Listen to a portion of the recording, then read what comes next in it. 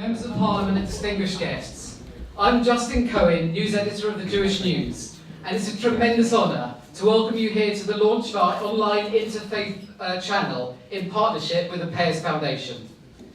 Such a gathering would of course have been unthinkable when this mother of all parliaments was established back in 1801, a time when non-Anglicans could not even take up seats in this house.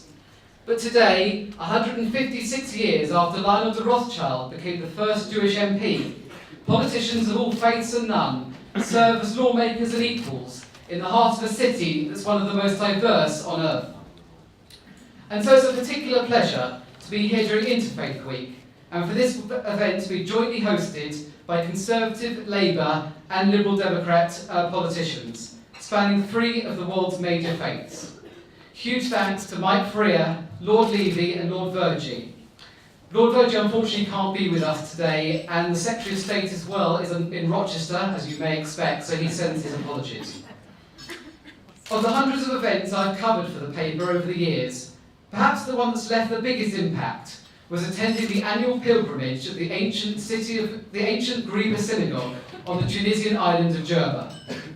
Many will be familiar with the name of this shore because of the 2002 bombing that left 19 people dead.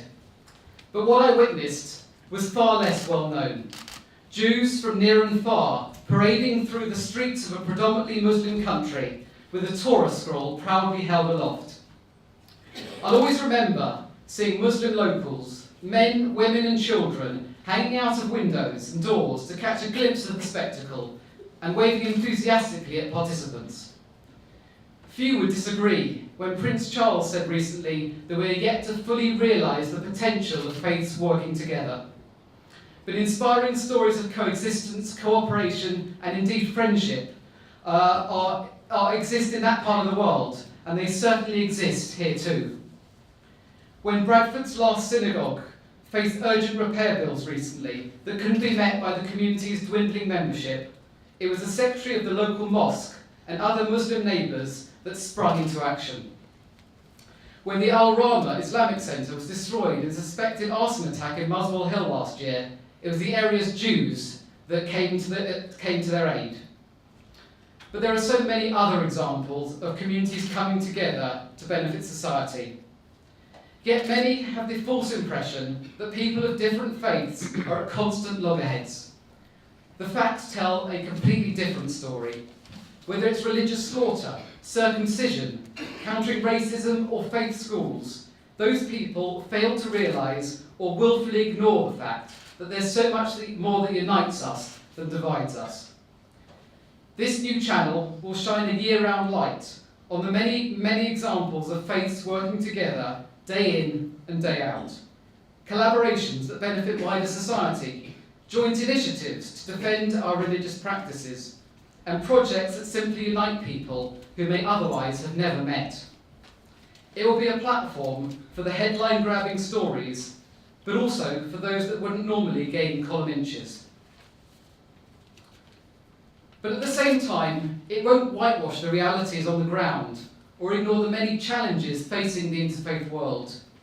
The questions of what makes an acceptable partner for interfaith dialogue, what issues should and shouldn't be raised during this dialogue, these were all prominent topics for debate in our pages this summer, and I'm sure will continue on this site. Some may suggest that it's too soon after the summer that many of us would prefer to forget.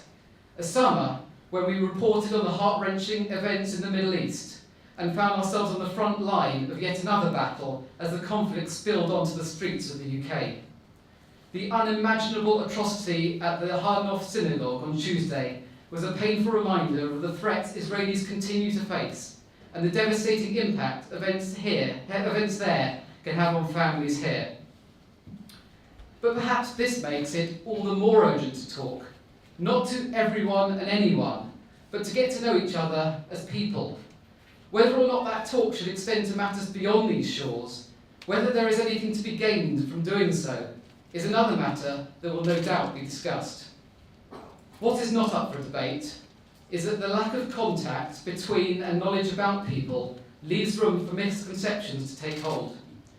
This section won't change the world, but by providing this dedicated forum, the first of its kind for any single faith media in the world, we hope to show the extent of cooperation and in so doing show a little bit to counter the false perceptions among the faith communities and among those looking at them from the outside. It's also significant that this is an online initiative, as this is where young people, the leaders of tomorrow, are increasingly looking for news and information. There are a number of people I'd like to thank for getting us to this point. Trevor Pears, thank you for putting your confidence in the Jewish News to deliver this important initiative, and I hope this is just the start of a productive relationship between us and your foundation.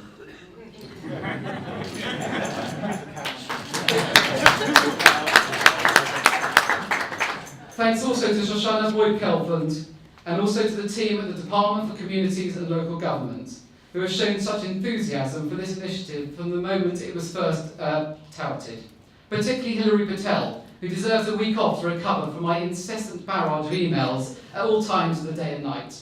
But don't worry, Hilary, there are others in this room who know exactly how you feel. Lord Ahmed, you have only been in your post for a couple of months, but I've lost count of the number of people who have mentioned you to me and your enthusiasm and desire to engage. The fact that both you and Eric Pickles accepted our invitation to attend this event speaks volumes, and it's a huge honour to welcome you here to say a few words. Thank you, Lord Ahmed, for those inspiring and heartfelt words, and also for your support for our new initiative. In a few minutes, you'll have an opportunity to continue mingling and enjoying the tasty treats kindly provided by Kosher Deli. And incidentally, I learned whilst researching for today's event that Kosher Deli have both a kosher and a halal license, so I'm sure they're available for weddings, bar mitzvahs, and iftar events. But I digress. We didn't just get you here to eat, drink, and mingle. We want something from you too. This section will only work if you keep the press releases, feature ideas, pictures, and particularly opinion articles flowing to us on a regular basis. And so to our final speaker. Through the Pears Foundation, Trevor makes an immeasurable contribution to the life of both this country and the Jewish community, supporting everything from the National Rehabilitation Centre for the Military to Holocaust education to a state-of-the-art new medical research centre at the Royal Free Hospital. Yet he does most of this work behind the scenes, never ever looking for the limelight. So to actually have him about to come onto the podium is quite something. It's a measure of the importance he places on interfaith work, and that he is backing this project. And it's an absolute pleasure and honour to invite him to address us today.